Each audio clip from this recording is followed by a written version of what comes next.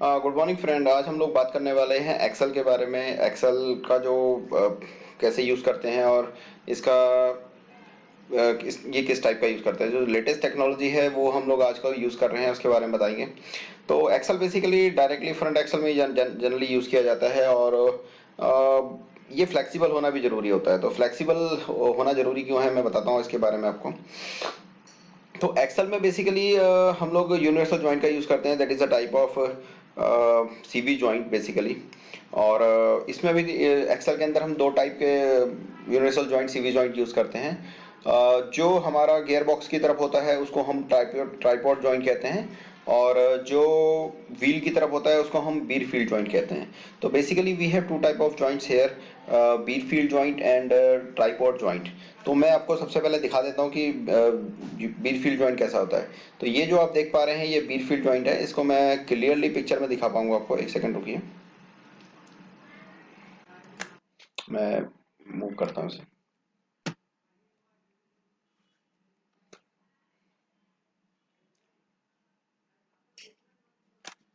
हम्म, देखिए ये आप देख पा रहे हैं ये बीर फील्ड जॉइंट का एक प्रकार है। बीर फील्ड जॉइंट में क्या होता है, ये केस हो गया, इसके बीच में ये रिंग हो गया, और इस रिंग में जो होती हैं बॉल्स होती हैं और ये स्प्लाइंस होते हैं। तो ये कुछ इस प्रकार से डिसमेंटल करने के बाद रहता है। तो जो बॉल्स होती हैं इस केज में जाके फंस जाती हैं और ये पूरा का पूरा केज इसमें फिक्स होता है, और ये वाला पूरा का पूरा पोर्शन इसमें जाके फिक्स हो जाता है। तो ये हमारा पूरा केज हो गया, इसके अंदर ये वाला पोर्शन फिक्स होता है।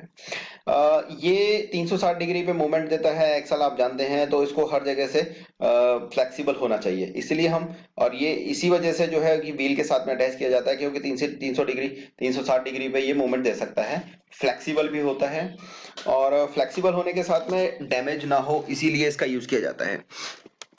अगर हम देख पाए तो जो एक्सल होता है, एक्सल की जो मूवमेंट होती है वो मैं आपको दिखा देता हूँ। कुछ इस प्रकार से होती है। एक्सल जो होता है व्हील के साथ में इस तरफ से फिक्स है, इस तरफ से गियर बॉक्स के साथ में फिक्स होता है। गियर बॉक्स के साथ में जो फिक्स होता है उसको हम यहाँ पे सीवी जॉइंट का ही एक टाइप होता है जिसको हम कहते हैं ट्राइपॉड जॉइंट। तो ट्राइपॉड जॉइंट इस जगह पे फिक्स करते हैं और इस जगह पे हम बीट फील्ड जॉइंट यूज करते हैं, बीच में शाफ्ट होती है।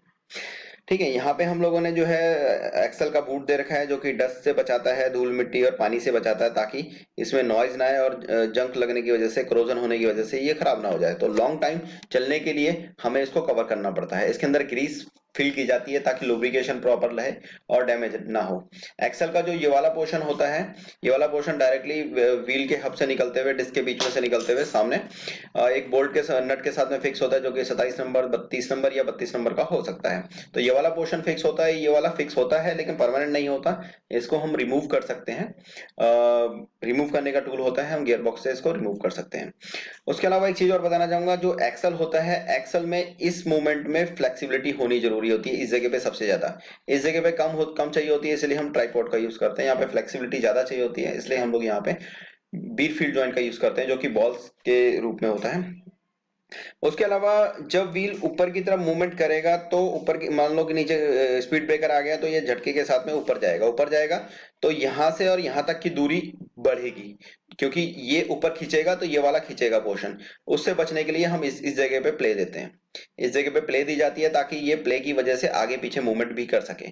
आगे पीछे मूवमेंट में क्या है कि एक्सल बाहर नहीं आएगा और डैमेज नहीं होगा, वरना एक्सल के टूटने के चांसेस रहते हैं। इसीलिए हम दो जगह ज्वाइंट देते हैं ताकि ये मूवमेंट ऊपर और नीचे जब जाए तो ये फ्लेक्सिबल आगे पीछे करे, और ये थोड़ा सा टिल्ट भी हो सके लेफ्ट और राइट से, जिसकी वजह से ये फ्लेक्सिबल रहते हैं। अच्छा, तो बीट फील्ड ज्वाइंट का मैंने आपको बताया ये वाला पोर्शन होता है। ये एक्सेल का पूरा हम लोगों ने डिजाइन दे रखा है, जिसमें यहाँ पे इसके नेम दे रखे हैं कि कौन कौन से कंपोनेंट्स के इसमें यूज किए जाते हैं। ये हमारा जो होता है कि पूरा एक्सेल का ये वाला जो पोर्शन होता है, एक्सेल का ये भाग जो है ये व्हील के साथ में लगता है, और उसके साथ में सर्किल भी यूज करते हैं, लॉक करने के लिए स्प्लाइन यूज करते हैं, केस यूज करते हैं, बॉल यूज करते हैं। उसके बाद ये केज में जाके फिक्स हो जाता है। ठीक है। कई बार एक्सेल में मैं नॉइस के बारे में बात बताता हूँ, पहले आपको इसका प्रकार बता देता हूँ। उसके बाद जो आता है वो आ गया हमारा ट्राइपॉड जॉइंट। तो दूसरा आता है दूसरे साइड जो गियरबॉक्स की तरफ से फिक्स होता है, वो ट्राइपॉड जॉइंट इस प्रकार का होता है, एक दो तीन, इसीलिए इसको ट्राइपॉड जॉइंट कहते हैं। इसका जो डिजाइन है, ये वाला पोर्शन इस तरीके से डिसमेंटल कर सकते हैं। इसके ऊपर जो है बॉल केस आ गया, ये स्पाइडर है, बॉल केस आ गया, बॉल केस के अंदर जो है निडिल रोलर आ गए, या फिर इसको रोलर बेरिंग भी कहते हैं। उसके अलावा ये रिटेनर आ गया, और ये हमारा रिंग आ गया। तो ये तीनों की, ये चारों को चारों जो चीजें इसमें फिक्स होंगी तो यहाँ पे मोमेंटम बेटर हो सकता है। लेकिन हम इसमें फ्लेक्सिबिलिटी ज्यादा नहीं चाहिए, तो इसीलिए ट्राइपॉड यूज करते हैं और इसके टूटने के चांसेस कम होते हैं क्योंकि ये गियरबॉक्स के साथ में अटैच होता है। यहाँ पे इस जगह को जो है डिसमेंटल करके दिखा रखा है कि ये ट्राइपॉड ये केज के अंदर फिक्स होता है, जो कि गियरबॉक्स की तरफ हम लोग फिक्स करते हैं। तो basically two type of joint हो गए जो कि एक्सेल में यूज किए जाते हैं, बीट फील्ड जॉइंट और ट्राइपॉड जॉइंट। तो लेटेस्ट हम लोग जनरली यही वाला यूज कर रहे हैं और ये सक्सेसफुल भी है। ठीक है, अभी मैं आपको बताता हूँ कि एक्सेल के अंदर जो प्रॉब्लम्स आती हैं वो बता देता हूँ कि कई बार क्या होता है कि गाड़ी चलाते समय हम लोग गाड़ी लेफ्ट या राइट ले रहे हैं, तो उस टाइम पे कट कट की आवाज आती है जो कंटिन्यूअसली आती है। इसका मतलब एक्सल जो है वो इस जगह से कट गया है। ये वाला पोर्शन जो होते हैं बॉल से इसकी कट जाती हैं तो आवाज क्रिएट करती हैं, या इस जगह पे पानी आ जाता है, ग्रीस के साथ में पानी मिक्स होने से स्लज फॉर्मेशन बनता है, जिसकी वजह से ये एरिया ड्राई पड़ जाता है या स्लज बना देता है और धीरे धीरे करके एमरी जो मिट्टी धूल मिट्टी भी आ जाती है। इसका एक बहुत बड़ा रीजन होता है बूट कट जाता है या ओपन हो जाता है। कटने या ओपन होने की वजह से पानी जाएगा, पानी के साथ में अंदर ग्रीस भी होती है जो कि धूल को अट्रैक्ट करती है। अट्रैक्ट करने की वजह से ये वाला पोर्शन ड्राई हो जाता है और धीरे धीरे करके अंदर का जो स्प्लाइंस होते हैं उसको काट देता है, बॉल्स को काट देता है, जिसकी वजह से इसमें आवाज क्रिएट हो जाती है। तो इससे बचने के लिए हम बूट को बार बार चेक कर सकते हैं, बार बार मतलब 2-4 महीने में एक बार चेक कर लेना चाहिए या चेक करवा लेना चाहिए। 6 महीने में नॉर्मल शेड्यूल तो वन ईयर का होता है या 10,000 किलोमीटर का होता है, पर जल्द 5,000 पे भी किया जा सकता है, एक चेकअप तो किया जा सकता है गाड़ी का। और आज की डेट में तो सर्विस स्टेशन भी फ्री कैंप लगाते हैं जिसमें आप फ्री ऑफ कॉस्ट उसका अवेल कर सकते हैं। तो वो भी एक अच्छी आपके लिए गाड़ी के लिए रहती है कि आप बीच बीच में जाके उसको चेक करवा सकें। लेकिन जनरली हम तो टेक्निकल समझा रहे हैं। तो उससे बचने के लिए हम लोग बूट को चेक कर सकते हैं या बूट को रिप्लेस कर सकते हैं। बूट रिप्लेस तक तो ठीक है, अगर नॉइज आ रही है तो आप उसको रिप्लेस नहीं कर पाएंगे। पर आपको बताना चाहूंगा, अगर आप सर्विस स्टेशन में ऑथराइज सर्विस स्टेशन में कराते हैं, जिस भी आप कंपनी की गाड़ी रखते हैं, तो उस कंडीशन में नॉइज आ रही है तो एक्सल ही चेंज किया जाता है।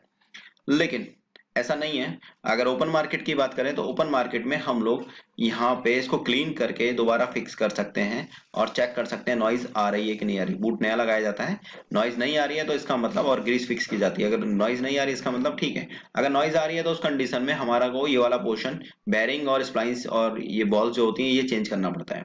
सेम ट्राइपॉड जॉइंट की तरफ होता है। ट्राइपॉड जॉइंट के अगर ये बॉल्स कट जाती हैं तो उस कंडीशन में ये वाला पोर्शन पूरा का पूरा, ये हब और ये जो बॉल्स हैं, केज है, ये चेंज किया जाता है। तो उस कंडीशन में बाहर भी इसको करवाया जा सकता है। पर ऐसा नहीं है कि मैं आपको रिकमेंड करूं या नहीं करूं, लेकिन एक सच्चाई है कि किसी के पास पैसा नहीं है, कम पैसा है, तो उस कंडीशन में बाहर भी करवाया जा सकता है। तो मैं मना तो नहीं करूंगा, लेकिन एक सच्चाई है कि सर्विस दोनों तरीके से की जाती है। चाइल्ड पार्ट भी चेंज किया जाता है। जरूरी नहीं है कि आप ऑथराइज पे जाके ही कराओ, अनऑथराइज पे भी बाहर भी कराते हो। तो काम देखो, काम अच्छा है तो करवा सकते हैं, कोई दिक्कत नहीं है। लेकिन मैं तो सिर्फ समझाने के तौर पर्पज से बता रहा हूँ कि एक्सल रिपेयर हो सकता है। पर कई बार क्या होता है कि एक्सल रिपेयर करते समय ये रिंग्स फिक्स नहीं करते प्रॉपरली, जिसकी वजह से एक्सल डिसमेंटल हो जाता है चलती रोड के ऊपर, तो एक्सीडेंट होने के खतरा रहता है। तो रिकमेंडेड तो ये होता है कि नया एक्सल डाला जाए, तो ज्यादा महंगा भी नहीं होता है और उस कंडीशन में उसकी लाइफ भी बेटर होती है, क्योंकि आप रिपेयर कराएंगे तो वो दोबारा से खराब हो सकता है और उस कंडीशन में फिर आपको दोबारा दौड़ना पड़ेगा। सबसे बड़ी प्रॉब्लम होती है अगर रोड पे खड़ी हो जाए तो, मान लीजिए कि 1,500 रुपए का 3,000 रुपए का एक एक्सल आता है, तो 3,000 के चक्कर में पता चला गाड़ी टो करके ले जानी पड़ रही है, और गाड़ी टो करके ले जाएंगे तो पैसा ज्यादा खर्च होगा। तो उससे बढ़िया तो यही है कि आप रोड पे ना खड़े होकर नया एक्सल डलवाइए, वो ज्यादा बेटर रहेगा। ठीक है दोस्तों, आज का सब्जेक्ट यहीं पे खत्म करते हैं और उम्मीद करता हूँ कि अगर आपको कुछ क्वेरी हो तो पूछ सकते हैं। फिर मिलेंगे नए वीडियो के साथ में। धन्यवाद।